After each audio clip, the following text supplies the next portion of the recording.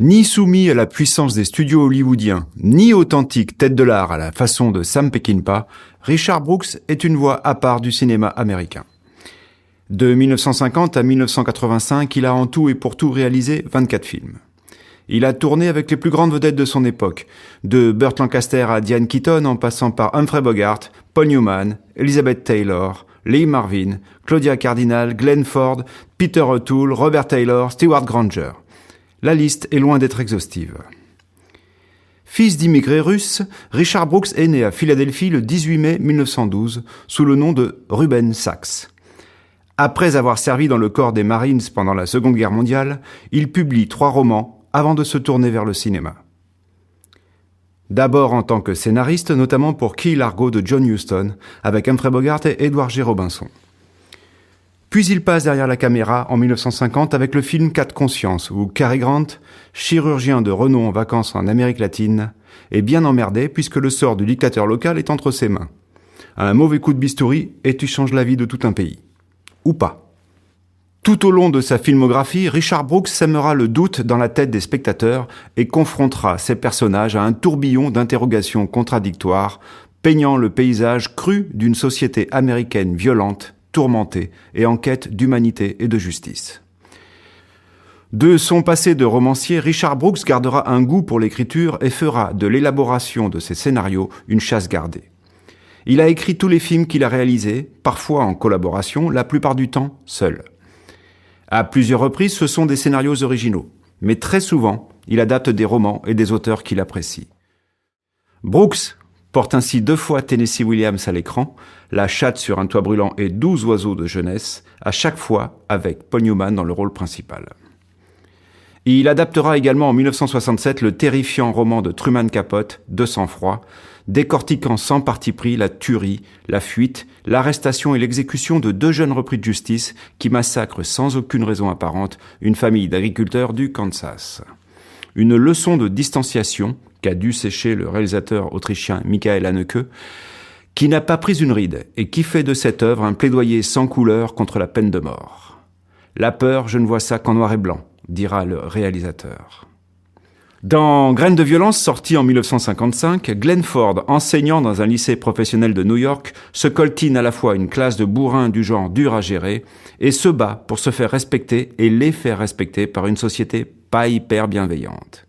Parmi les lycéens pointe le visage et la carrure d'un jeune qui mange l'écran. Sidney Poitier. Titre original de ce film, Blackboard Jungle.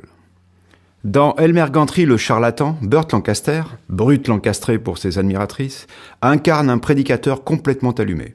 Tchatcher, charmeur, l'athétique Lancaster signe une composition magistrale, l'une des plus jubilatoires de sa carrière, pourtant pas dépourvue de compositions inoubliables. Really great ball player can make a slide like that. But how many folks have got the guts to play ball on God's team? And listen to this, the captain of that team is Jesus Christ himself.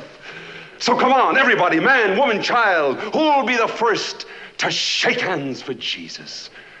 Come on now, everyone! Même dans le film de genre, Richard Brooks sonne différemment.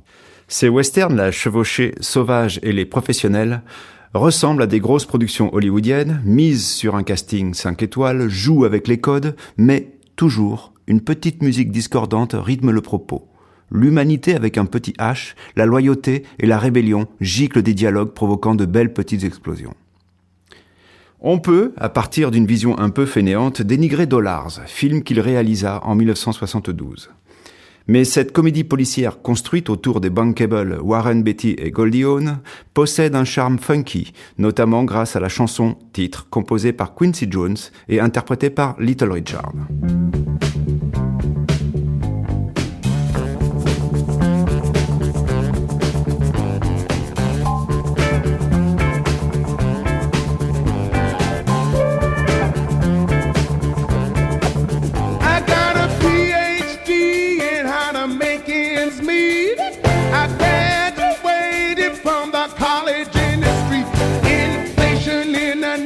Don't bother me, 'cause I'm a scholar when it comes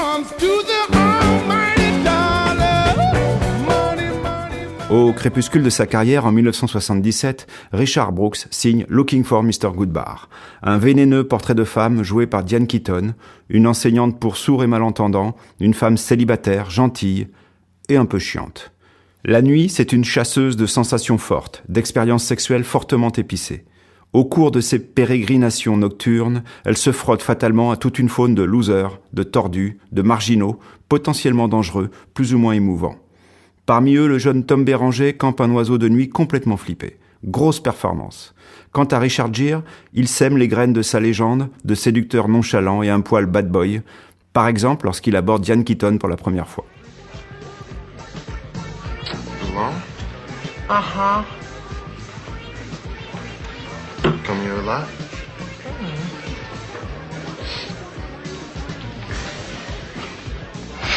You're okay. Well, most of the others in here are dogs, but you're okay.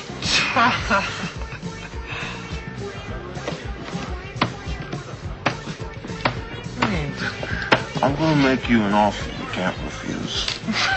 Oh, really? You and me in bed, right? Yeah? Ultime pirouette de sa carrière, son dernier film, La fièvre du jeu, a été nommé 4 fois aux Razzie Awards, cérémonie qui récompense les nanars de l'année.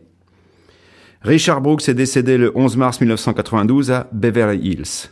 Son épitaphe aurait pu être ce qu'il disait de son métier. « Je ne revois jamais mes films une fois qu'ils sont sortis. Je commence directement le suivant, si possible même avant. Mais je n'ai aucune envie de voir un film que j'ai fait. Tout le plaisir et toute la gratification que j'ai à faire un film, c'est pendant le tournage. Et je ne vais pas regarder le film, sinon je pourrais tout recommencer, en faire un totalement différent, peut-être même meilleur. » Ok, c'est vrai, c'est un peu long pour une épitaphe. Radio Cob.